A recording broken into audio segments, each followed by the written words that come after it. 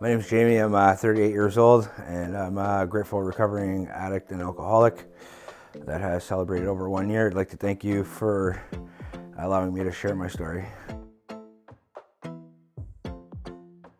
So I grew up in the church with a family with the Christian background.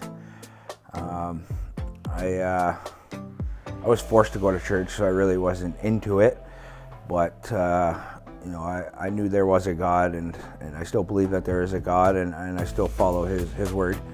When I was probably about 16, 17, I really fell away from the church when I moved out of the house, out of my parents' house, and I moved, and I was introduced to weed, fell into that, and I just eventually moved back home. And when I moved back home, that's when I was introduced to drugs and alcohol very heavily, into the hard drugs. So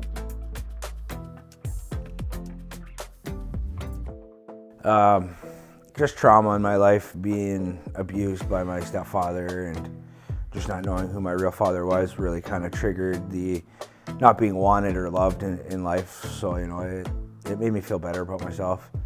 Made me feel good to escape reality and, just not putting my faith and love into God. So it kind of made me feel a lot better. I came back home. I got introduced to the drug cocaine, and that life. At that time it was fun because I didn't know any better. It was very dark, depressing.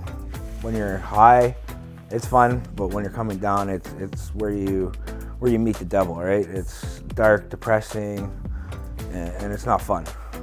For me, I really didn't enjoy it, so I just, I kept going at it for some odd reason, but it is very dark.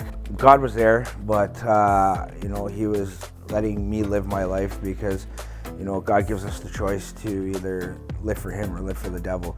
And, I was choosing to live for the devil at that time of my life. It's nothing I'm proud of.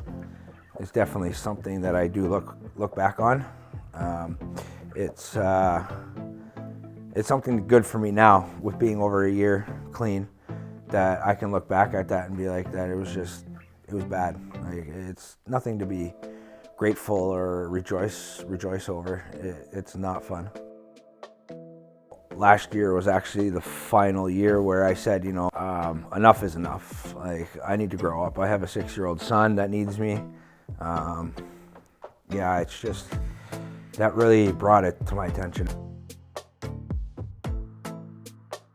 I have had a spurt of 2 years clean when I was out west. I stayed connected with my church family, my young adults group, and it is God that helps us stay clean. I can't sit here and, make it look pretty. It's a struggle. There's struggles every day. The struggles get easier because the longer that you're clean, the more tools you have to stay clean and to use towards those triggers. God definitely spoke to me when I was in the house that, doing my step work really opened my eyes to His glory.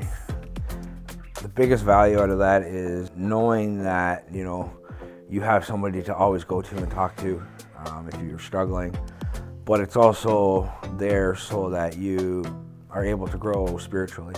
It's huge when you can connect with a pastor and actually be very open and honest with somebody, especially the pastors, because they can guide you spiritually and they can guide you to the right sections of the Bible that you need to read when you're struggling in that certain area, which is in the Bible.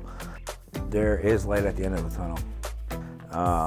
I've felt God's presence immensely. I've heard God's voice immensely, and I know that He is there, and the desire now is to spread the gospel, spread the word of God, and help other addicts. Proverbs 3:5-6 says, "Trust in the Lord with all your heart. Do not lean on your own understanding, but lean on Him, and He'll guide you in a straight path." I live by that verse.